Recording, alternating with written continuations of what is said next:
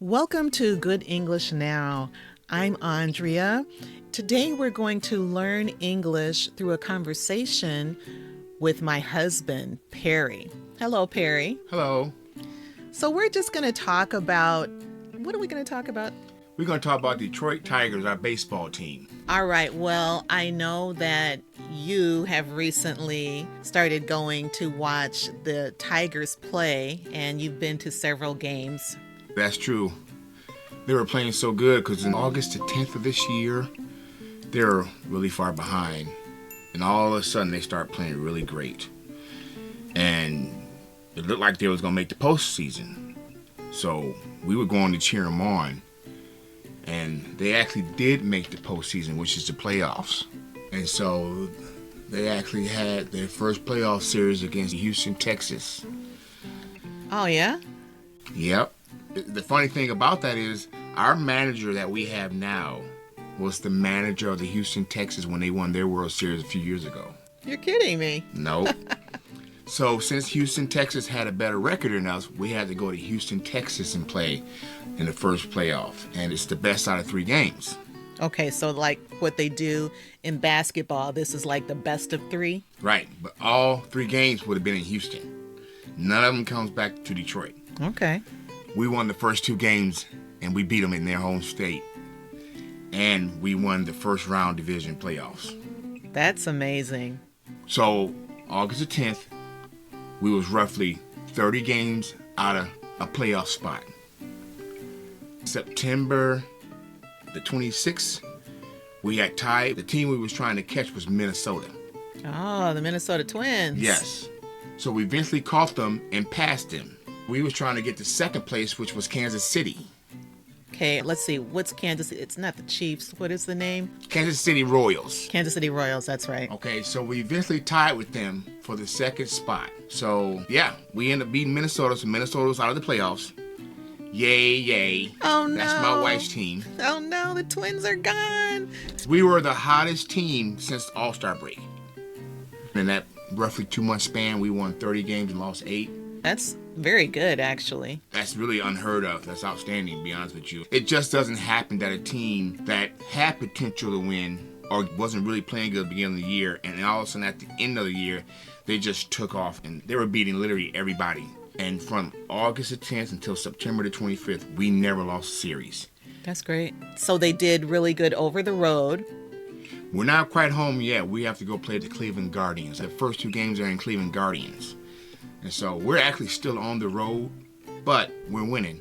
So the team is playing over the road, but I know that you recently went to some home games and the team did really well. Tell me a little bit about those home games that you went to. Yeah, I was able to go to 3 home games here recently before they made it to the playoffs. That's when we was really cheering them on. So actually, out of the 3 games we went to, they only lost 1. That was good. Yeah. And then when they finally made it to the playoffs and they played the Houston, Texas, we actually had a watch game.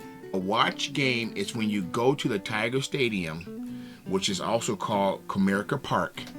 Okay. The team is not playing at Comerica Park, but there's a really humongous TV screen in the park.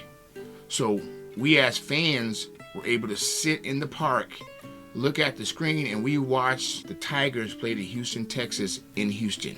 Oh, okay. That's why you call it a watch party.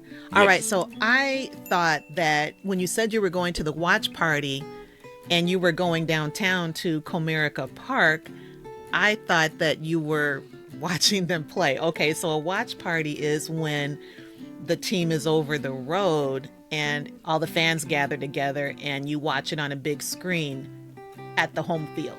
Yeah, they don't do this like every time they go play over the road. They only did this because it was the first time we had been in the playoffs in 10 years. So everybody was happy, everybody was excited. So they wanted to make sure that we as fans got to see the game. And so also what they were doing, they had cameramen who walked around the stadium filming us. They were shooting that film to the Tigers dugout in Houston, Texas, so they can see us cheer. Oh, nice. Okay, I didn't realize that. I remember you told me that there were camera people walking around and getting videos of people. Yeah, it was camera people, it was the news people, but one of the cameramen told me that his job was to literally take pictures of us in the stand cheering and waving, and they were shooting that film somehow back into the dugout where the Tigers were in Houston, Texas, so they could see that we were supporting them. That's great.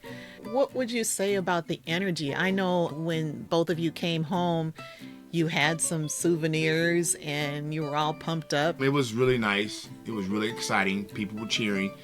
It was just like being at a home game, actually, if you was watching them. They still have the young ladies who walk around with the signs in the air telling you to cheer, telling you to shout, giving out free t-shirts every time you came into the stadium, and they were still throwing the t-shirts. Okay, so the people that were throwing the t-shirts, were they throwing them up into the stands from the field, or were they in the stands with the spectators? They were in the stand with the spectators.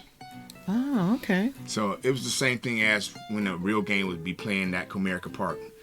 They would throw t-shirts up and have signs up telling you to cheer. The signs said different things. Some said cheer, some said shout, some said get louder. That sounds like a lot of fun. I have not been to very many baseball games, but whenever I do go to a game, I usually get one of their hot dogs.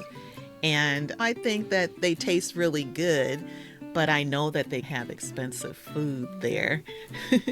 Did you and our daughter have any food while you were there? Oh yeah, we've had the hot dogs. We've had covered almonds. We've had ice cream there. We've had pizza there. Don't they usually have peanuts at baseball games?